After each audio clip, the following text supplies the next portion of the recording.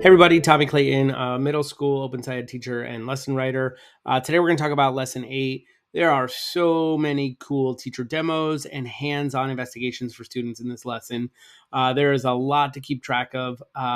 So we're going to dig in and help you get situated and set up and ready for all sorts of cool stuff that we're going to figure out. So let's check it out. Let's see how it all plays out. Okay, let's remind ourselves how we got here.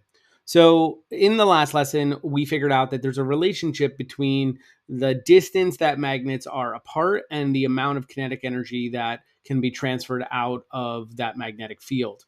In this lesson, we're really wondering more about like the energy that's in that wire, and like what's happening with the computer or music player as it's transferring the energy to the speaker. And we're going to do some work with a battery and a wire coil to figure out more about that energy. So let's take a look at the lesson at a glance. This is an investigation lesson. It is 3 days. It can take you about 30 minutes to get set up. There's lots of hands-on investigation for students. There are some teacher demos, lots of great videos for you to get prepared to walk through those things and to practice. And you are going to need a device for this, for the teacher demos. Students don't necessarily need access to it, but you will for those demos. All right, so let's take a look at how this all breaks down. So we have this first chunk on day 1, and that's where students are going to figure out that there needs to be a complete circuit to make a light bulb light up. They're going to connect the wires to a battery and a light bulb, and they really make sense of what a circuit actually is.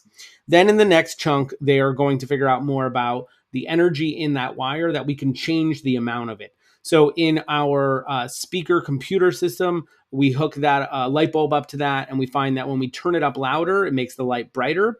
And then we go back to our circuit and test out what happens when we add more batteries, and we see that the light bulb gets brighter. So turning up the volume gets us more energy, adding more batteries gets us more energy. Then the next chunk starts at the end of day 1 and carries us into day 2. And that's where we're going to start to really think about what happens when frequency is changing.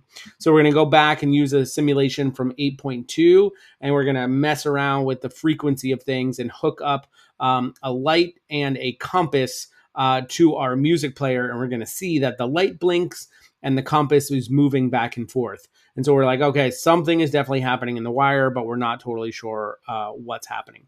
We're going to then introduce a new tool to test and figure out more about energy, and that's an LED light bulb. So we're going to connect those using our batteries, do our hands-on experiment at our tables, and we're going to see that the way the battery is hooked up actually determines the color of light we see, and that's a little bit puzzling. And so in the next chunk, we want to find out more about hooking up the LED to our music player to see what happens. And so this is where we're going to do a teacher demo, and students are going to get to see what happens with that LED bulb and check out a speaker. And ultimately, they're going to do a little bit of a reading and figure out that the current in the wire is actually changing directions. It's going back and forth. And when that happens, it changes the poles of the coil, the directions of the forces, and that's how we're getting those pushes and pulls. So it's like the big moment when we like really uncover how all of this stuff is like working together. And so then we're going to navigate into our next lesson.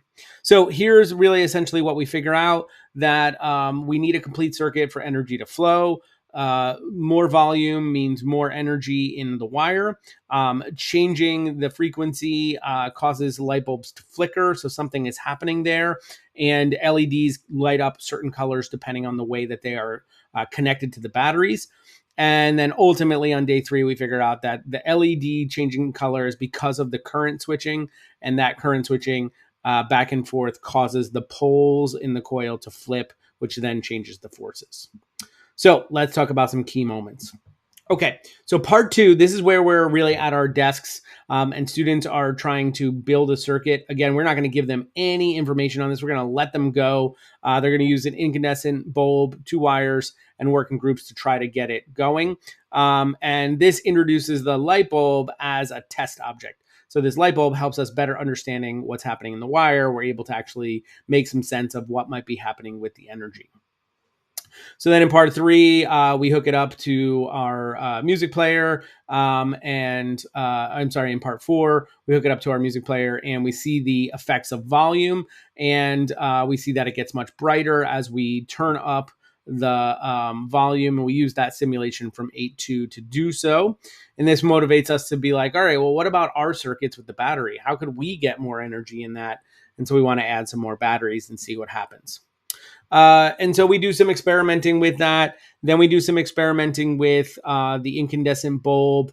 And we start to find out some more information about what might be happening with frequency. And so in part 8, we get the chance to actually hook up the incandescent bulb to the music player with a speaker. And we are going to allow students to first feel the speaker as we move through a whole bunch of different frequencies and get a sense of the fact that it's vibrating much less often as we go to lower frequencies. And then we're going to connect the light bulb and see that the light bulb at high frequencies appears to just be constantly on. And then as we get to the lower frequencies, we can actually see it like flicker. So you're going to go back and forth with adjusting that frequency real slow for students to see that. Then in part 9, we introduce this new test item, the LED, and we are going to explore how to get that set up. So again, just give students the batteries, the circuits, let them sort of play around with it. And we figure out that ultimately some of us made the light bulb light green, some of us made it light red, and that had to do with the way that the battery was oriented in our circuit. So if we had, positive up, we got maybe a green light, and positive down, a red light. And so that seems to matter. And so this leaves us with this big like, whoa, wait a second. So something must be happening in the music player. Either the music player is turning the current on and off for us to get these pushes and pulls, or something is flipping back and forth. So we're like, man, we should take the LED and hook it up to the music player because that'll tell us. We'll either see it turning on and off, or we'll see this red and green happening, and that'll tell us what's really happening.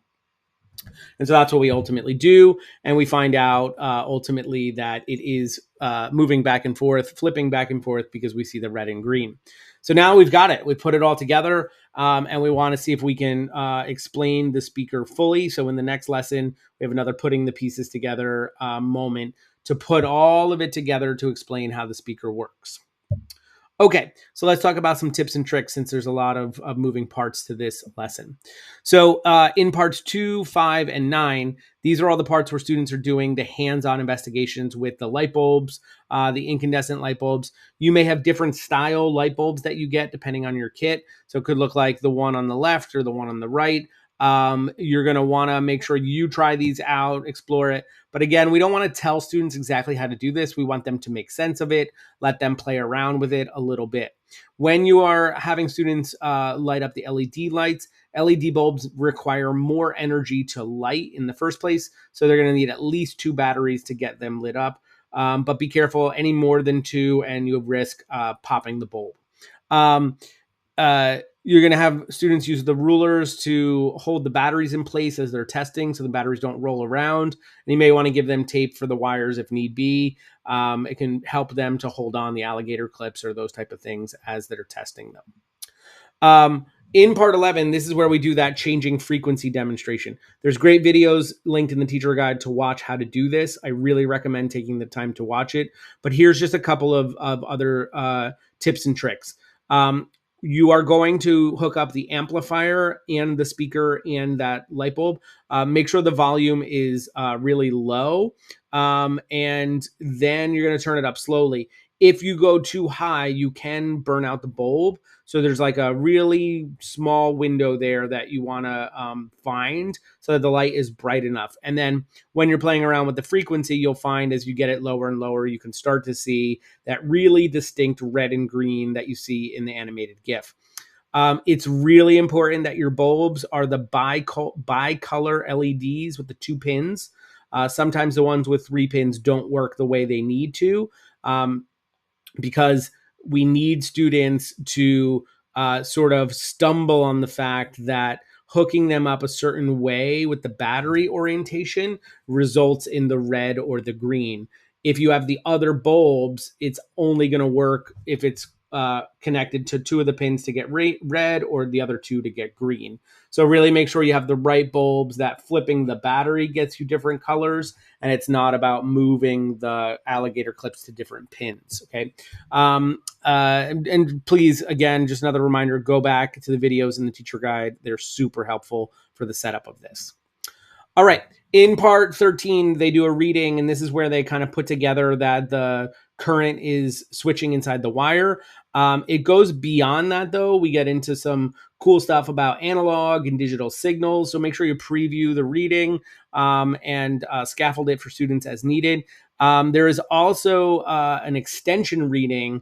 And in that extension reading, there's a link to a PhET simulation. And that is actually really helpful for this discussion after the reading.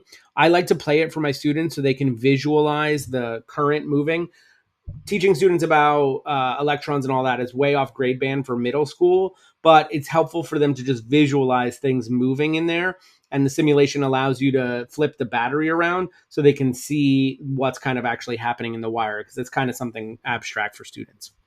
All right, we have some new words that we encounter. That's electric current and electric circuit.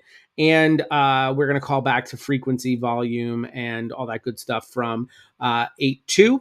And these are developed in part 3 when students are making sense of their results. There are no new posters in this lesson. And that is going to do it for us. So I hope you found it helpful to see all the moving parts to the demos and the hands-on part. Come back and check out lesson 9. This is when we're going to put the pieces together, explain the speaker in its entirety. And then we're also going to navigate into our last lesson set, which is figuring out more about the factors related to making magnets stronger. Thanks, everybody, for watching. We'll see you soon.